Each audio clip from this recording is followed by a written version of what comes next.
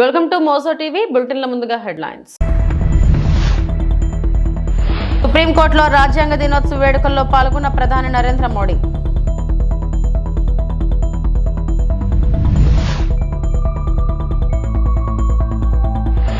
AP knowledge hub గా తయారవుతుందన్న ముఖ్యమంత్రి చంద్రబాబు నాయుడు.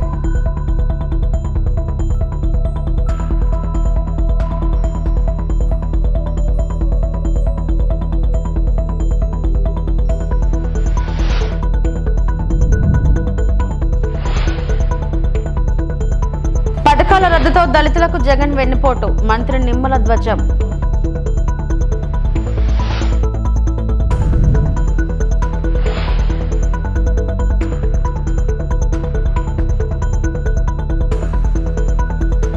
సుప్రీంకోర్టులో జరిగిన రాజ్యాంగ దినోత్సవ కార్యక్రమంలో ప్రధాని మోడీ పాల్గొన్నారు. మన రాజ్యాంగం మన వర్తమానానికి మరియు మన భవిష్యత్తుకు మార్గదర్శకమని మోడీ ఉద్ఘాటించారు. మరియు గత 75 సంవత్సరాల ఉనికిలో ఏర్పడిన వివిధ సవాళ్లను పరిష్కరించడానికి రాజ్యాంగం సరైన మార్గాన్ని చూపించిందని చెప్పారు. భారత ప్రజాస్వామ్యం ఎదుర్కొంటున్న ఎమర్జెన్సీ ప్రమాదకర సమయాలను కూడా రాజ్యాంగం ఎదుర్కొందని ఆయన పేర్కొన్నారు.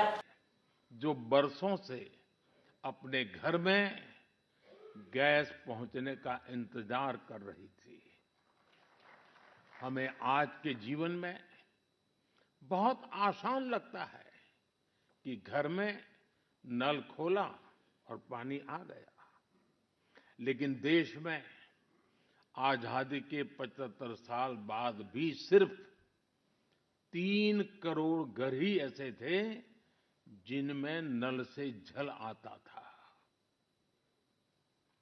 करोड़ों लोग तब भी अपने घर में नल से जल का इंतजार कर रहे थे।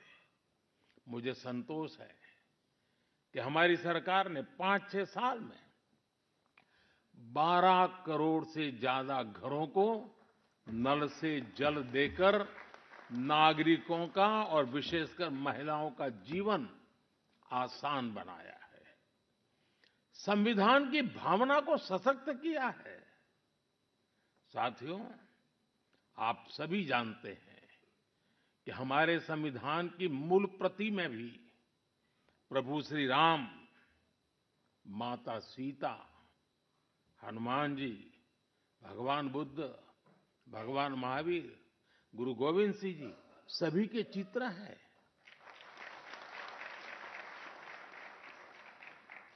भारत की संस्कृति के प्रतीक इन चित्रों को संविधान में इसलिए स्थान दिया गया ताकि वो हमें मानवीय मूल्यों के प्रति सजग करते रहे। ये मानवीय मूल्य आज के भारत की नीतियों और निर्णयों का आधार है। भारतीयों को त्वरित न्याय मिले, इसके लिए नई न्याय संहिता लागू की गई है। दंड आधारित व्यवस्था अब न्याय आधारित व्यवस्था में बदल चुकी है। महिलाओं की राजनीतिक भागीदारी बढ़ाने के लिए नारी शक्ति बंधन अधिनियम का ऐतिहासिक निर्णय हुआ है। हमने थर्ड जेंडर को నాలెడ్జ్ హబ్ గా ఏపీ తయారవుతుందని సీఎం చంద్రబాబు అన్నారు. ఐటీ నాలెడ్జ్ ఎకానమీలో యువత సమర్థులుగా మారుతున్నారని చెప్పారు. విదేశాల్లోని మన దేశ ఐటీ నిపుణుల్లో 30% తెలుగువారేనని తెలిపారు. విశాఖపట్నంలో నిర్వహించిన డీప్ టెక్ ఇన్నోవేషన్ కాంక్లేవ్ కు సీఎం ముఖ్య అతిథిగా హాజరై మాట్లాడారు. ప్రస్తుతం ప్రపంచంలో ఎక్కడైనా సాంకేతికతపైనే చర్చ జరుగుతుంది. దీంతో అనేక నూతన మార్పులు వస్తున్నాయి. జీవితంలో అది ఓ భాగంగా మారింది. భారత్లో ఆధార్ సాంకేతికత అనుసంధానంతో అన్ని వివరాలు తెలుస్తున్నాయి. 1995లో తొలిసారి సీఎం అయ్యాక హైదరాబాద్లో ఐటీ రంగం అభివృద్ధికి కృషి చేశాం. పీపీపీ పద్ధతిలో హైటెక్ సిటీని నిర్మించాం. ఇప్పటి వరకు ప్రభుత్వ ప్రైవేట్ భాగస్వామ్యంతో పనులు జరిగేవి. కొత్తగా P4 విధానం తీసుకొస్తున్నాం. ఇక నుంచి ప్రజలు ప్రభుత్వం ప్రైవేట్ భాగస్వామ్య విధానంతో ముందుకెళ్తాం. డిప్ టెక్నాలజీతోనూ ఉపాధి అవకాశాలు మెరుగుపడతాయి. పర్యాటక రంగంలోనూ కొత్త విధానాలు తీసుకొచ్చేలా ఆలోచనలు చేస్తున్నాం. ప్రస్తుతం డ్రోన్లు కూడా కీలకంగా మారాయి. వాటితోనూ అన్ని పనులు చేసుకునే పరిస్థితికి వచ్చాం. నదుల అనుసంధానంతో నీటి కొరత ఉండదు. ఆహార ఉత్పత్తులు సరఫరాల్లో గ్లోబల్ హబ్ గా ఏపీ మారబోతుంది. అరకు కాఫీకి అంతర్జాతీయంగా గుర్తింపు ఉంది. రాష్ట్రానికి ఉన్న వనరుల్లో అధిక తీర ప్రాంతం ఒకటి అని సీఎం చంద్రబాబు పేర్కొన్నారు. If all of us, I want to make Andhra Pradesh is a knowledge hub. Because of all these things, historical information is we are having on cloud. Artificial intelligence is matured. Real-time information you can collect real-time with various devices. One is cell phone. You can go to the field. You can check there is a pest. Immediately one SMS message or one WhatsApp message, drone will come. It will detect pest exactly and application of pesticides with precision. These are all happening today. Night times you have to program drone, you may not do it.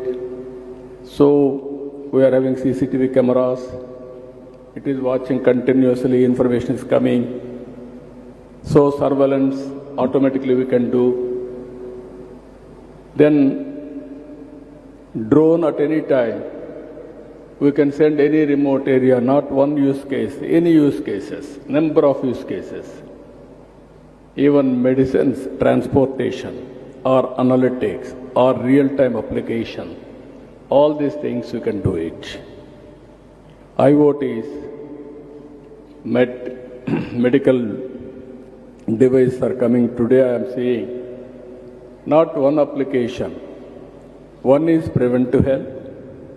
One is monitoring health. One is whenever there is a need, at that time you can go for cure. With all these combinations, you can reduce medical cost drastically. These are all various advantages we are having.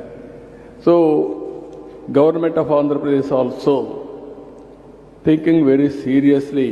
గత 5 ఏళ్లలో దళితుల సంక్షేమ పథకాలను మాజీ CM Jagan రద్దు చేసి వారికి వెన్నుపోటు పొడిచారని మంత్రి నిమ్మల రామానాయుడు విమర్శించారు. అంబేద్కర్ వర్ధంతి సందర్భంగా విజయవాడ ప్రభుత్వ ఆసుపత్రిలో ఆయన రక్తదానం చేశారు. అంతకుముందు ఆసుపత్రిని తనిఖీ చేసి రోగుల యోగక్షేమాలు అడిగి తెలుసుకున్నారు. అనంతరం మీడియాతో మాట్లాడారు. గత 18 ఏళ్లుగా అంబేద్కర్ వర్ధంతి రోజు తమ తండ్రి పేరుతో ఉన్న ధర్మారావు ఫౌండేషన్ పేరిట రక్తదాన శిబిరాలు నిర్వహిస్తున్నట్లు చెప్పారు. తాను రక్తదానం చేయడం ఇది 24సారి అని తెలిపారు. గతంలో టీడీపీ హయాంలో ఎస్సీ సజ్జన్ను సమర్థంగా అమలు చేస్తే వైకాపా పాలనలో ఆ నిధులను సైతం దారి మళ్లించారు. దళిత వ్యక్తిని వైకాపా ఎమ్మెల్సీ చంపి డోర్ డెలివరీ చేస్తే అతడిని సన్మానించిన ఘనుడు జగన్. పార్లమెంట్, అసెంబ్లీలో దళితులకు ఉన్నత పదవులు కట్టబెట్టిన ఘనత టీడీపీదే. అంబేద్కర్ స్ఫూర్తితో చంద్రబాబు పనిచేస్తున్నారు. జీవీఎంసీ బాలయోగిని లోక్సభ స్పీకర్గా, ప్రతిభా భారతిని శాసనసభ స్పీకర్గా పదవులు కట్టబెట్టారు. ఉమ్మడి ఆంధ్రప్రదేశ్లో సిఎస్లో దళిత బిడ్డ కాకి మాధవరావును నియమించారు. ఎస్సీ కమిషన్ ఏర్పాటు చేసి జస్టిస్ పున్నయ్యను దానికి చైర్మన్గా నియమించారు. రాష్ట్రంలో అంబేద్కర్ ఆశయాలను అమలు చేస్తున్నామని మంత్రి చెప్పారు.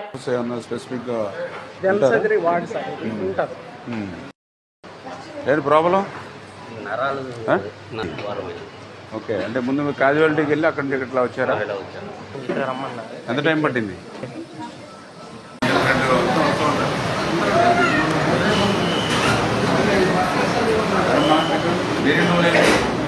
రెండేంటండి మేము చెప్పేది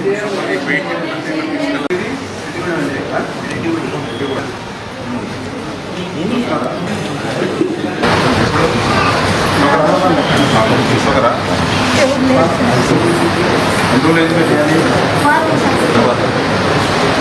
ప్రపంచ మేధావి, భారత రాజ్యాంగ నిర్మాత, మన భారత జాతి ముద్దుబిడ్డ doctor B R Ambedkar, Mother Teresa స్ఫూర్తితో నేను రాజకీయాల్లో వచ్చినటువంటి వ్యక్తిని. అందుకే 2005 నుంచి కూడా మా తండ్రి గారైనటువంటి ధర్మారావు ఫౌండేషన్ ద్వారా అంబేద్కర్ వర్ధంతి రోజున మరి పెద్ద ఎత్తున రక్తదాన శిబిరాలు నిర్వహిస్తూ, ఆ రక్తదాన శిబిరంలో స్వయంగా నేను కూడా మరి రక్తదానం చేస్తూ ఈరోజు కూడా మరి 24వసారి ఈరోజు రక్తదానం చేయడం జరిగింది. ఏదైతే డాక్టర్ బిఆర్ అంబేద్కర్ వర్ధంతి సందర్భంగా ఈరోజు కూడా పాలకొల్లు మా నియోజకవర్గంలో కూడా ఇప్పుడు 101వ రక్తదాన శిబిరం జరుగుతూ ఉంది. మరి మంత్రిగా విజయవాడలో ఉండడం ద్వారా ఈరోజు మన విజయవాడ ప్రభుత్వ ఆసుపత్రి నుండి మరి ఇక్కడ రక్తదానం చేయడం జరిగిందని చెప్పి ముందుగా మీ అందరికీ కూడా తెలియజేసుకుంటూ, ప్రపంచంలోనే అతి పెద్ద ప్రజాస్వామ్య దేశమైనటువంటి భారతదేశానికి ఒక దశ దిశ దిక్చూచి లాంటి రాజ్యాంగాన్ని అందించినటువంటి మహనీయుడు డాక్టర్ బిఆర్ అంబేద్కర్. ఒక దళిత బిడ్డ అత్యున్నతమైనటువంటి పార్లమెంట్ స్పీకర్ పదవి బాలయ్య గారికి ఇచ్చినటువంటి ఘనత తెలుగుదేశం పార్టీని. అత్యున్నతమైనటువంటి శాసనసభ స్పీకర్ ప్రతిభా భారతి గారికి ఇచ్చినటువంటి ఘనత తెలుగుదేశం పార్టీని. ఎస్సీ ఎస్టీ కమిషన్ ఏర్పాటు చేసి జస్టిస్ పున్నయ్య గారిని నియమించింది తెలుగుదేశం పార్టీ. ఆంధ్రప్రదేశ్ రాష్ట్రానికి ఒక చీఫ్ సెక్రటరీగా ఒక దళిత బిడ్డ కాకిలేటి మాధవరావు గారిని ఇచ్చింది తెలుగుదేశం పార్టీ. మన భారత జాతి ముద్దుబిడ్డ డాక్టర్ బిఆర్ అంబేద్కర్ గారికి భారత రత్న ఇచ్చింది ఆ రోజు ఎన్టీ రామారావు గారు నేషనల్ ఫ్రంట్ చైర్మన్గా ఉన్నప్పుడే. మరి ఆ రోజు ఆ గౌరవంగా మనం ఇచ్చినటువంటి పరిస్థితి. ఇట్లా ఎప్పుడు కూడా దళితుల సంక్షేమానికి దళితుల అభివృద్ధికి పాటుపడినటువంటి పార్టీ తెలుగుదేశం పార్టీ అనే విషయాన్ని సందర్భంగా తెలియజేసుకుంటూ, మరి గత 5 సంవత్సరాల వైఎస్ఆర్సీపీ పాలనలో మనం చూసాం, ఏదైతే నా ఎస్సీలు నా బీసీలు నా మైనార్టీలు అంటూనే దళితుల గొంతు కోసినటువంటి వ్యక్తి నాటి జగన్మోహన్ రెడ్డి. ఆ రోజు మనం చూసాం, ఏదైతే ఎస్సీ సబ్ ప్లాన్ ఆంధ్రప్రదేశ్ రాష్ట్రంలో 2019, 2024 5 సంవత్సరాల్లో ఎస్సీ సబ్ ప్లాన్ నిమిత్తం ₹1 కూడా ఆంధ్రప్రదేశ్ రాష్ట్రంలో ఖర్చు పెట్టకపోగా ఎస్సీ సబ్ ప్లాన్ నిధుల్ని పక్కదోవ పట్టించి దారి మళ్లించాడని అంటే దళితులకి ఎంత ద్రోహం ఎంత దగ జగన్మోహన్ రెడ్డి చేశాడో అది ఒక నిదర్శనం. ఆ రోజు మనం చూసాం, ఒక దళిత బిడ్డను అత్యంత కిరాతకంగా హత్య చేసి మరి డోర్ డెలివరీ చేసినటువంటి వైఎస్ఆర్సీపీ ఎమ్మెల్సీకి ఆ రోజు జగన్మోహన్ రెడ్డి ఏ రకంగా సన్మానాలు సత్కారాలు కూడా ఆ రోజు చేశాడో మనందరం కూడా చూసినటువంటి పరిస్థితి. ఆ రోజు 5 సంవత్సరాల పాలనలో దళితులకి సంక్షేమ అభివృద్ధి చేయకపోవడం అటుంచి 27 దళిత స్కీముల్ని గత 5 సంవత్సరాల్లో పాలనలో రద్దు చేసినటువంటి దళిత ద్రోహి జగన్మోహన్ రెడ్డి. అందుకే మళ్ళీ ఈరోజు ఆ యొక్క దళితులు బీసీలు అన్ని వర్గాల అభిమానంతో ఈరోజు మళ్ళీ ఆంధ్రప్రదేశ్ రాష్ట్రంలో ప్రజా ప్రభుత్వం ఏర్పడింది. ఖచ్చితంగా తెలుగుదేశం జనసేన బీజేపీ ఎన్డీఏ ప్రభుత్వం రాబోయేటువంటి రోజుల్లో ఆ దళితుల సంక్షేమానికి దళితుల అభివృద్ధికి కట్టుబడి పనిచేస్తామని చెప్పి మీ ద్వారా అందరికీ కూడా మరి తెలియజేసుకుంటాం. భారత రాజ్యాంగ రూపకర్త డాక్టర్ బిఆర్ అంబేద్కర్ జీవితం అందరికీ ఆదర్శనీయమని వైఎస్ఆర్సీపీ అధ్యక్షులు మాజీ ముఖ్యమంత్రి వైఎస్ జగన్మోహన్ రెడ్డి కొనియాడారు. డాక్టర్ బిఆర్ అంబేద్కర్ వర్ధంతి సందర్భంగా వైఎస్ఆర్సీపీ కేంద్ర కార్యాలయంలో ఆయన చిత్రపటానికి మాజీ ముఖ్యమంత్రి వైఎస్ఆర్సీపీ అధ్యక్షులు వైఎస్ జగన్మోహన్ రెడ్డి పూలమాల వేసి నివాళులు అర్పించారు. కార్యక్రమంలో మాజీ మంత్రులు మేరుగా నాగార్జున, ఆదిమూలపు సురేష్, ఎమ్మెల్సీ మొండితో కారణ్ కుమార్, రాష్ట్ర ప్రధాన కార్యదర్శి జూపూడి ప్రభాకర్ రావు, మాజీ ఎమ్మెల్యే టీజేఆర్ సుధాకర్ బాబు తదితరులు పాల్గొన్నారు.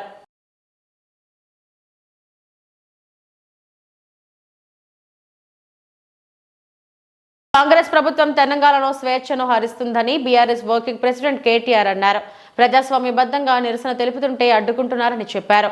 ప్రపంచంలో ఎక్కడా లేనట్లుగా 125 అడుగుల అంబేద్కర్ విగ్రహాన్ని నగరం నడిబొడ్డున కేసీఆర్ ఏర్పాటు చేశారు. సచివాలయానికి అంబేద్కర్ పేరు పెట్టి గౌరవించుకున్నామని చెప్పారు. తమ మీద అక్కసుతో బాబాసాహెబ్ అంబేద్కర్ వర్ధంతి నాడు కనీసం గేట్లు కూడా తెరకుండా ఆ మహనీయుని నిర్బంధించి అవమానిస్తుంది కాంగ్రెస్ ప్రభుత్వం. కాంగ్రెస్ నిర్బంధిస్తుంది బీఆర్ఎస్ నేతలను కాదని అంబేద్కర్ అని చెప్పారు. డాక్టర్ బిఆర్ అంబేద్కర్ వర్ధంతి సందర్భంగా తెలంగాణ భవన్ లో పార్టీ నేతలతో కలిసి అంబేద్కర్ చిత్రపటానికి పూలమాల వేసి నివాళులు అర్పించారు. గొప్ప విశ్వవిద్యాలయాలు హార్వర్డ్ అలాంటి విశ్వవిద్యాలయాలు కూడా అంబేద్కర్ గారిని తలుచుకొని వారి విగ్రహాలు పెట్టుకుని ఇవాళ కూడా కొలుచుకుంటా ఉన్నాయి. ఆక్స్ఫర్డ్లో కూడా వారి విగ్రహం ఉంది. మరి అట్లాంటి అంబేద్కర్ గారి ప్రపంచంలోనే అతిపెద్ద విగ్రహం మన హైదరాబాద్లో ఉంటే, నీ సెక్రటేరియట్కు 4 అడుగుల దూరంలో ఉంటే నీకు అక్కడికి వెళ్ళి నివాళులు అర్పించే సంస్కారం లేని ఒక కుసంస్కారి వినువు అనే మాట కూడా నేను విజ్ఞప్తి చేస్తా ఉన్నాను. అంతేకాదు ఈరోజు భారత రాష్ట్ర సమితి తరపున డాక్టర్ బాబాసాహెబ్ వర్ధంతి రోజు సూటిగా ముఖ్యమంత్రి గారిని కొన్ని ప్రశ్నలు నేను అడగదలుచుకున్నాను. డాక్టర్ బాబాసాహెబ్ అంబేద్కర్ విగ్రహాన్ని 125 ఫీట్ల విగ్రహాన్ని నిర్లక్ష్యం చేయడం వెనుక నీకున్న ఉద్దేశం ఏంది? ఇది ఆయన ఆలోచన విధానాన్ని ఒక రకంగా అవమానించడమా, లేదా నీ కాంగ్రెస్ పార్టీ అధినాయకత్వం పెద్ద నాయకులందరూ ఇక్కడ ఎవరెవరైతే ఉన్నారో అంబేద్కర్ గారు కావచ్చు, లేదా మా తెలంగాణ బిడ్డ పివి నరసింహారావు గారు కావచ్చు, ఎట్లయితే కాంగ్రెస్ అధినాయకత్వం మొదటి నుంచి అవమానాల పాలు చేస్తూ వచ్చిందో మీ పైనుంచి వచ్చిన డైరెక్షన్ హైకమాండ్ నుంచి ఏమైనా ఉన్నదా చెప్పాలి మీరు. లేకపోతే ఆయనను ఈ రకంగా అవమానించాల్సిన అవసరం ఏముంది ఆలోచన చేయాలి. అదే మాదిరిగా మీరే అన్నారు, కేసీఆర్ గారు దళిత బంధు అనే ఒక విప్లవాత్మకమైన పథకం తెస్తే దళిత బంధు కాదు, మేము అంబేద్కర్ అభయహస్తం తెస్తున్నాం అని అంబేద్కర్ గారి పేరు పెట్టే మీరు మీ మేనిఫెస్టోలో ప్రకటించినారు. ఇవాళ సరిగ్గా సంవత్సరం అయింది నీ ప్రభుత్వం వచ్చి. మరి సంవత్సరం తర్వాత అటు దళిత బంధు లేదు, ఇటు అంబేద్కర్ అభయహస్తము లేదు. దళిత బంధు డిమాండ్ చేస్తున్న దళిత సోదరుల మీద కేసులు మాత్రం దండిగా పెడుతున్నారు. ఇదేనా మీరు అంబేద్కర్ గారికి ఇచ్చే నివాళి? ఇదేనా దళితుల పట్ల మీ ప్రభుత్వానికి మీ పార్టీకి ఉన్న ప్రేమ అని నేను ముఖ్యమంత్రిని అడుగుతా ఉన్నాను. అదే మాదిరిగా కేసీఆర్ గారు కేవలం మాటలకు పరిమితం కాలేదు. డాక్టర్ బాబాసాహెబ్ విద్యతోనే వికాసం వస్తుంది, వికాసంతోనే విజ్ఞానం పెరిగి సమాజంలో సమానత్వం వస్తుంది అని నమ్మిన మహానుభావుడు. అందుకే వారి పేరు మీదే doctor Babasaheb Ambedkar overseas scholarship పేరిట వేలాది మంది విద్యార్థులను, 7,000 మంది పైచిలుకు విద్యార్థులను, తెలంగాణ బిడ్డలను, దళిత బహుజన వర్గాలకు సంబంధించిన బిడ్డలను విదేశాలకు పంపింది తెలంగాణ ప్రభుత్వం కేసీఆర్ గారి నాయకత్వంలో.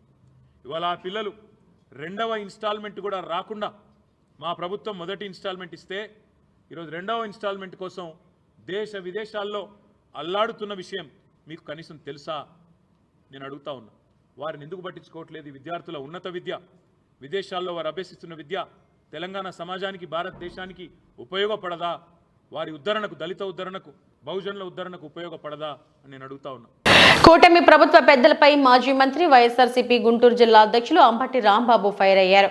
కూటమి నేతల ఆధ్వర్యంలో సోషల్ మీడియాలో వైఎస్ఆర్సీపీ తప్పుడు ప్రచారం చేస్తున్నారు. పట్టాభిపురం పోలీస్ స్టేషన్ వద్ద అంబటి మీడియాతో మాట్లాడారు.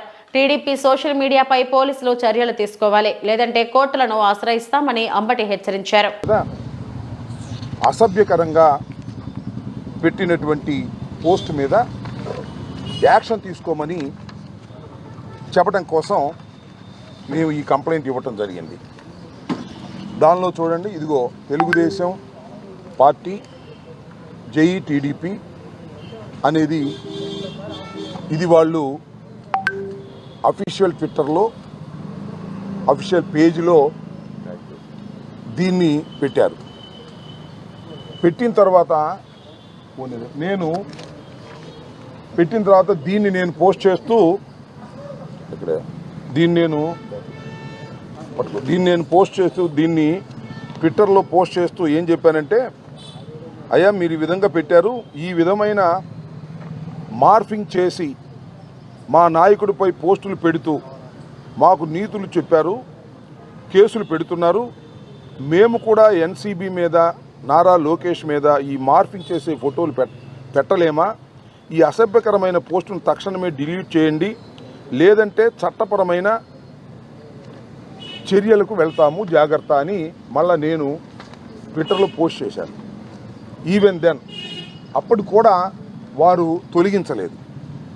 దాన్ని దృష్టిలో పెట్టుకొని ఈరోజు దీని మీద యాక్షన్ తీసుకోవాల్సిందిగా, మా నాయకుడిని ఈ విధంగా అవమానకరంగా మీరు మాట్లాడుతున్నారు, వీరి మీద మీరు యాక్షన్ తీసుకోండి అని కంప్లైంట్ ఇవ్వడం కోసం వైఎస్ఆర్ కాంగ్రెస్ పార్టీ తరఫున మేమందరం ఇక్కడ ఉన్నటువంటి ఫాతిమా గారు కానీ, అదేవిధంగా వేణుగోపాల్ రెడ్డి గారు ఎక్స్ఎమ్మెల్యే గారు కానీ, ఇంకా కౌన్సిలర్సు, ఇంకా అందరం కలిసి జట్టుగా వచ్చి ఈ కంప్లైంట్ని వారికి సబ్మిట్ చేశాం.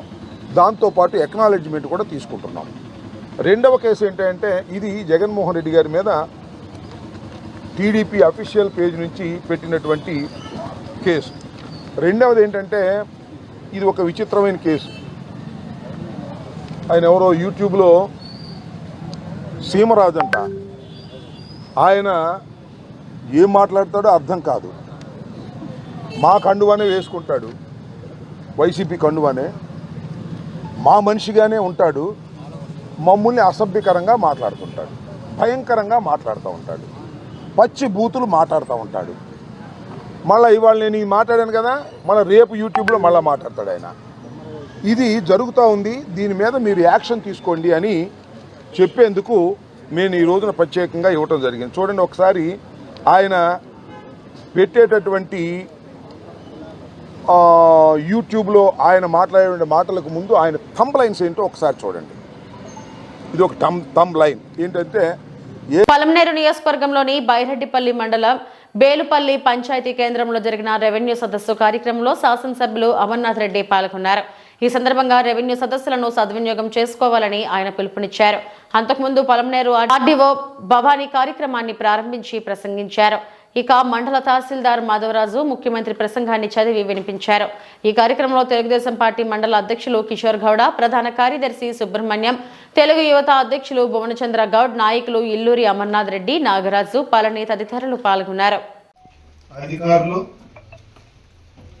బేలుపల్లి గ్రామ పంచాయతీ సోదరులందరికీ కూడా నా హృదయపూర్వక నమస్కారం. గతంలో ఎప్పుడు రెవెన్యూ సదస్సులకు ఇంత ఎక్కువ వచ్చినటువంటి సందర్భం నాకు కనపడలేదు. రెవెన్యూకి సంబంధించినటువంటి సమస్యలు అనేటివే గతంలో చాలా తక్కువ ఉండేటివి.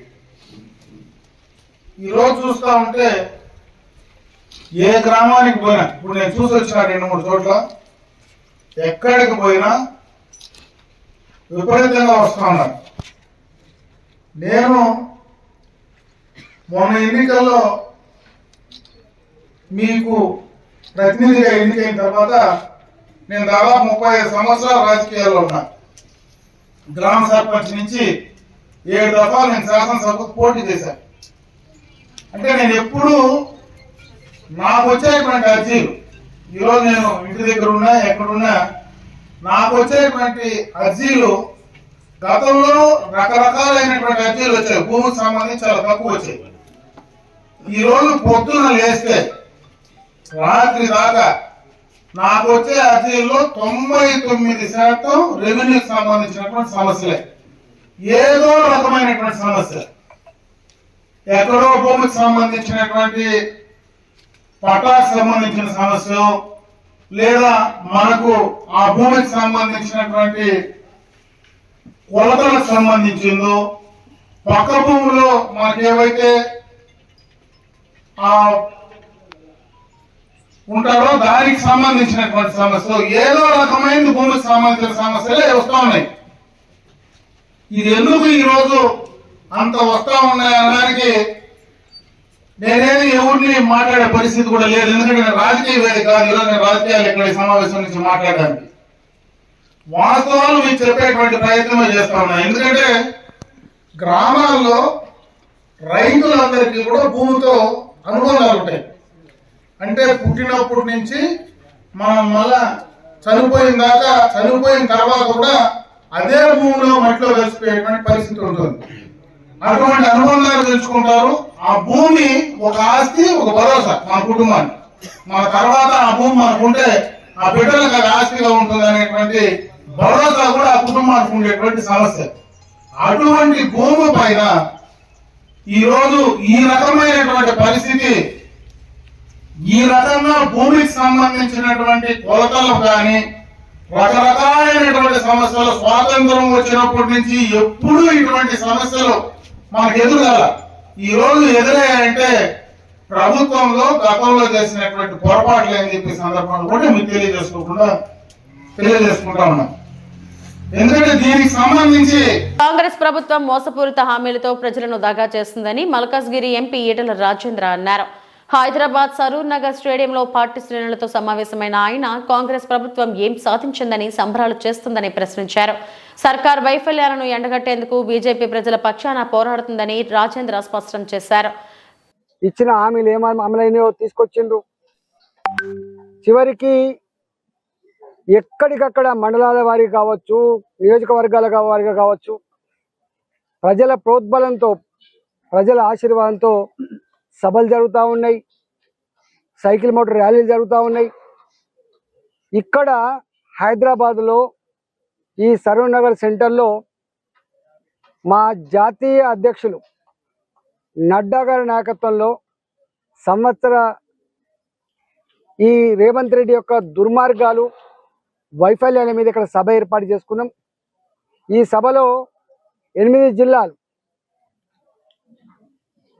ఇక్కడ రంగారెడ్డి రూరల్ జిల్లా, రంగారెడ్డి అర్బన్ జిల్లా, అదేవిధంగా మేడ్చల్ రూరల్, మేడ్చల్ అర్బన్, సికింద్రాబాదు, ఇవాళ హైదరాబాదు, భాగ్యనగరు, గోల్కొండ 8 జిల్లాల పరిధిలో ఇక్కడ ఉన్నటువంటి గౌరవ కార్పొరేటర్లు కావచ్చు, గౌరవ మాజీ శాసనసభ్యులు కావచ్చు, గౌరవ పార్లమెంట్ సభ్యులు కావచ్చు, గౌరవ అధ్యక్షుల నాయకత్వంలో రేపు సాయంత్రం 3 గంటలకు ఇక్కడ పెద్ద బహిరంగ సభను ఏర్పాటు చేసుకుంటున్న సందర్భంలో ఈ 8 జిల్లాల మా నాయకులకి, మా కార్యకర్తలకి, భారతీయ జనతా పార్టీని అభిమానించినటువంటి మా ప్రజలకందరూ కూడా వినమ్రంగా నేను విజ్ఞప్తి చేస్తా ఉన్నా, మీరంతా కూడా తరలి వచ్చి ఈ సభను విజయవంతం చేయాలని చెప్పి నేను విజ్ఞప్తి చేస్తా ఉన్నా. ఇవాళ ఇప్పటికే మా కార్యకర్తలు, మా నాయకులు డివిజన్ల వారీగా, బస్తీల వారీగా ప్రజల్ని ఇప్పటికే కలుసుకోవడం జరిగింది, ఇప్పటికే ప్రచారం చేయడం జరిగింది. దీన్ని పెద్ద ఎత్తున విజయవంతం చేయాలని చెప్పి నేను విజ్ఞప్తి చేస్తా ఉన్నాను. తన చిన్నతనం నుంచి చిరంజీవి, బాలకృష్ణ, నాగార్జున, వెంకటేష్ చిత్రాలను చూస్తూ పెరిగానని ప్రముఖ దర్శకుడు అనిల్ రావుపూడి గుర్తు చేసుకున్నారు. వాళ్లతో సినిమాలు తీయడం ఎంతో ఉత్సాహాన్ని కలిగిస్తుందని చెప్పారు. ఇప్పటికే బాలకృష్ణ, వెంకటేష్ చిత్రాలకు దర్శకత్వం వహించానని తెలిపారు. చిరంజీవితో పనిచేసేందుకు ఆసక్తిగా ఎదురు చూస్తున్నట్లు ఆయన పేర్కొన్నారు. ఓ కంపెనీ కోసం మహేష్ బాబుతో వాణిజ్య ప్రకటనను అనిల్ రావుపూడి చిత్రీకరించారు. ఈ ప్రకటన విడుదల కార్యక్రమం సందర్భంగా అనిల్ రావుపూడి మీడియాతో మాట్లాడారు. It's always great working Mahesh గారితో. అంటే సరళేరు నీకెవరు ఆల్మోస్ట్ 2020 ఆల్మోస్ట్ 5 years బ్యాక్ ఆయనతో డైరెక్ట్ చేశాను. అండ్ ఆయనతో ఆ సినిమా డైరెక్షన్ దగ్గర నుంచి I have a great relation with him. He treat me like a very good friend. So AbhiBus ఆ తర్వాత ట్రూజన్ 2 ఏళ్ళు ఆయనతో ఈ గ్యాప్లో, అందులో ఆయన రాజమౌళి గారి సినిమా చేయడం కోసం 1.5 year నుంచి దీంట్లో ఉన్నారు. ఆ టైంలో ఆయనతో స్పెండ్ చేసే టైం దొరకడం కూడా ఐ ఫెల్ట్ వెరీ హ్యాపీ అనమాట. So had a great time. Shoot టైంలో కూడా మహేష్ గారితో ఉంటే ఫన్ హ్యాపీయెస్ట్ సోల్. సో చాలా ఎంజాయ్ చేశాను యాడ్ చేసేటప్పుడు కూడా. సో చిరంజీవి గారితో ఒక ఆపర్చునిటీ అనేది ఎప్పుడు వచ్చినా కూడా అది చేయాలనుకోవడం అనేది ఎవరికైనా, ఏ డైరెక్టర్కైనా ఒక చిన్న ఫ్యాన్ మూమెంట్ లాగా అనిపిస్తుంది. సో నాకేంటంటే అసలు నాకు ఆల్రెడీ చాలాసార్లు చెప్పాను, నేను చైల్డ్హుడ్లో చూసిన హీరోలు వీళ్ళందరూ చిరంజీవి గారు, బాలకృష్ణ గారు, వెంకటేష్ గారు, నాగార్జున, వీళ్ళందరితో పనిచేయడం ఏంటంటే నాకు ఒక నాస్టాలజిక్ ఫీల్గా ఉంటుంది. అబ్బాయి ఇక ఎప్పుడెప్పుడు చేద్దాం వెళ్తూనే ఉంటుంది. సో బాలకృష్ణ గారితో చేసి బిగ్గెస్ట్ బ్లాక్ బస్టర్ కొట్టాను. వెంకటేష్ గారితో ఆల్రెడీ ఒక థర్డ్ ఫిలిం చేస్తున్నాను. అండ్ దట్టు చిరంజీవి గారితో ఆపర్చునిటీ అనేది ఇట్స్ గోయింగ్ టు బి నాకు ఒక ఛాలెంజ్. అది డెఫినెట్లీ. ఇవి ఇప్పటి వరకు నా బులెటిన్ అప్డేట్స్. నమస్తే.